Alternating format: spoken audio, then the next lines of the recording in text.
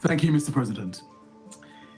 As Geir has set out, the past month has underscored both the fragility and the hope of this moment of transition in Syria, a true crossroads.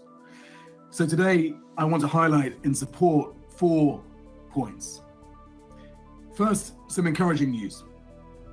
We are making progress, with thanks to the teams on the ground and those who back us, on a scaled up, ambitious humanitarian response. We're now using more routes to deliver aid. Since the start of the year, we've expanded cross-border deliveries from Turkey, a relatively cost-effective route through which we can now reach warehouses across the country, including Damascus and Homs. I'm grateful to the interim authorities for their extension of permission to use the Bab al-Salam and Arai crossings. We're also working to have more efficient procedures for aid delivery. We have a practical, problem-solving engagement with the interim authorities to address ongoing liquidity challenges and to further streamline procedures. And as I've made clear already here, we count on their continued support for further easing registration for humanitarian NGOs, especially as part of the humanitarian reset that I set out last month, as we're allocating a higher proportion of funding for Syrian partners who are truly at the front lines of this response. We're also proceeding at pace with the transition to our new humanitarian coordination architecture, and we're engaging various member states to further ease sanctions and the restrictions that affect our operations. Through this combination of efforts, we, on your behalf, are getting support to millions of people across Syria every month. Infrastructure is being repaired to restore access to water for millions. For example, Al Arab water station in Aleppo resumed operations on the 14th of March, powered by solar and now supporting 40,000 people. Dozens of nutrition centers and mobile teams are screening children and providing services for children and mothers. Over 1,100 operations have been conducted to clear over 1,700 pieces of unexploded ordnance, a vital part of creating conditions for Syrians to return to their homes and communities. I welcome Qatar's agreement to provide Syrians with support for electricity supply via Jordan. And refugees are returning. UNHCR estimate 355,000 since December. Which leads, of course, to my second point. We need more funding. We're under no illusions right now about the grim financial outlook for humanitarian support globally. In this bracing funding context, we will deploy our resources as effectively as we can.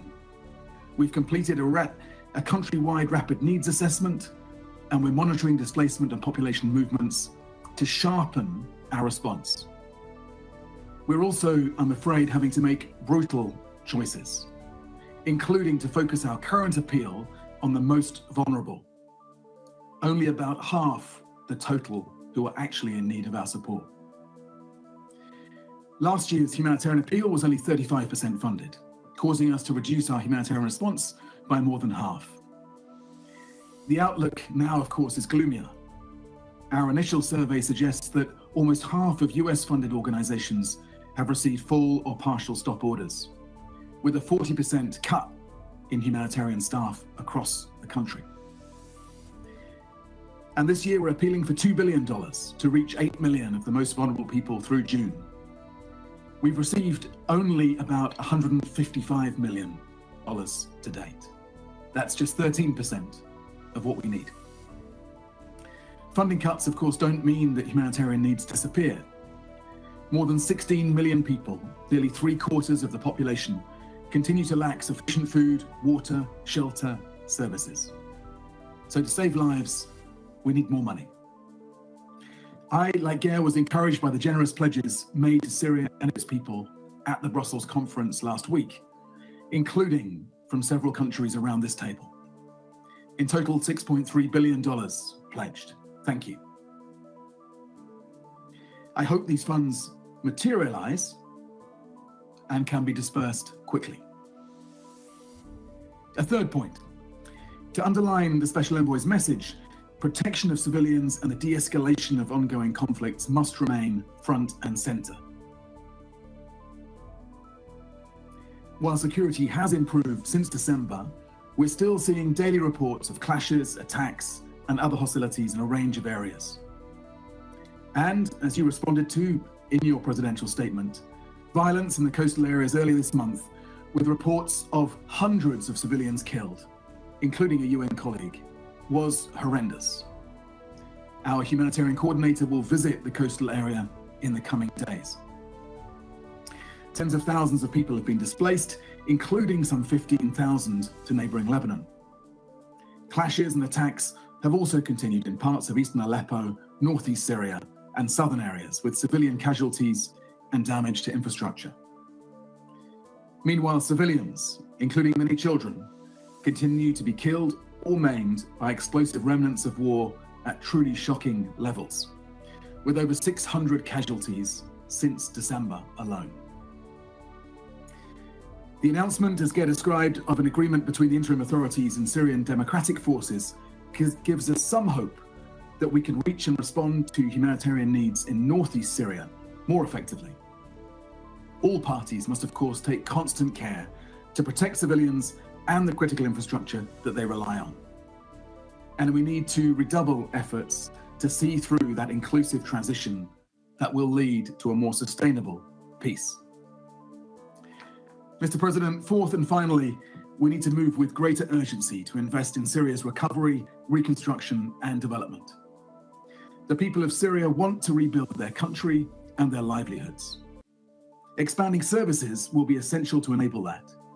According to UNHCR, 3.5 million IDPs and refugees are ready to return to their homes in the coming year, but only if they have the basics: shelter, electricity, water, sanitation, education, work. And this will require investment, time, and consistent engagement, given the complex web of sanctions and other restrictions in place, as well as the magnitude of destruction and needs. Mr. President, let me repeat, 16 million people, nearly 3/4 of the Syrian population, lack sufficient food, water, shelter, medicine.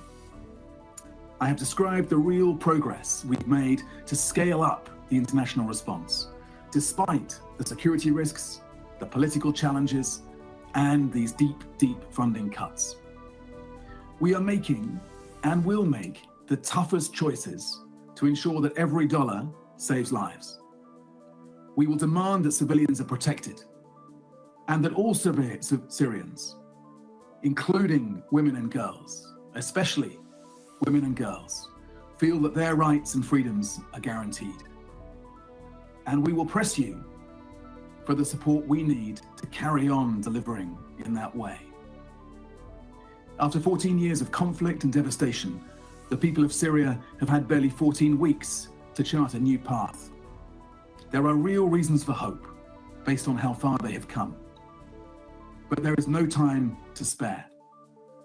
Let us be problem solvers rather than problem observers. We need to move with greater urgency while we can. The price of failure will far outweigh the investment that we are asking for. The cost of hesitation is greater than the risk of decisive action. The people of Syria deserve the chance to see through the monumental task ahead of them and build a peaceful, prosperous, inclusive future. As so many Syrians have told me, they want to return to being a community that exports kindness rather than imports generosity. And at a time when international solidarity appears to be in retreat, let's not retreat from meeting this moment with energy and ambition. Thank you.